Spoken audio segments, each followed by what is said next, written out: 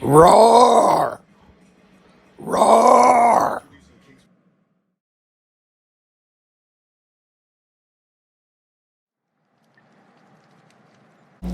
It was the man from Ironbark that struck the city town. He wandered over street and park, he wandered up and down. He loitered here, he loitered there, till he was like to drop. And then at last, in sheer despair, he sought a barber shop. Here, shave my beard and whiskers off, and I'll be a man of mark. And I'll go be a city fop back home at Ironbark. The barber man was small and crass, as barbers mostly are. He had a strike-your-fancy sash and smoked a big cigar. He was a humorist of note and keen at repartee. He laid the odds and kept a tote, whatever that might be.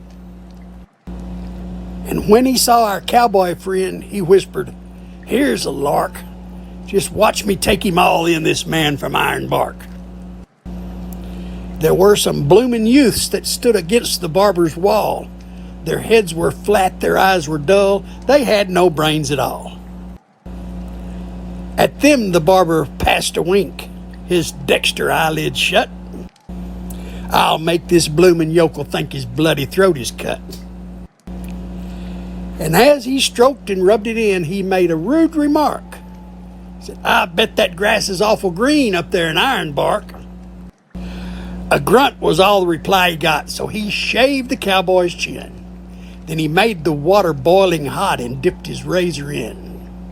He throttled back. His brow grew black.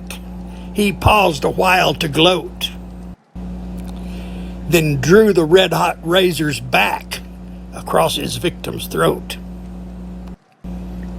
And on the freshly shaven skin it made a livid mark. And yes, he fairly took him in, the man from Ironbark. He gave a wild out-country yell would wake the dead to hear. And though he knew full well his throat was cut from ear to ear, he struggled gamely to his feet and faced his murderous foe. "You've done for me, you dog, I'm beat, but one hit before I go. And if I only had my knife, you blessed murdering shark, you'd remember all your life the man from Ironbark." He lifted up a hairy paw, and with one tremendous clout, it landed on the barber's jaw, and he knocked the barber out.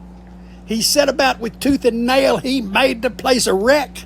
He grabbed the nearest bloomin' youth and tried to break his neck.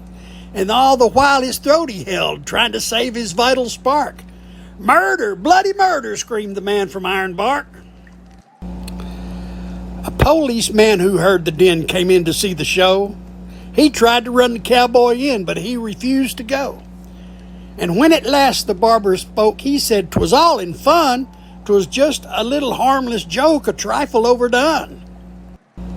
"A joke," he cried, "by George, that's fine. A lively sort of lark. I'd like to catch that murdering swine some night in Ironbark."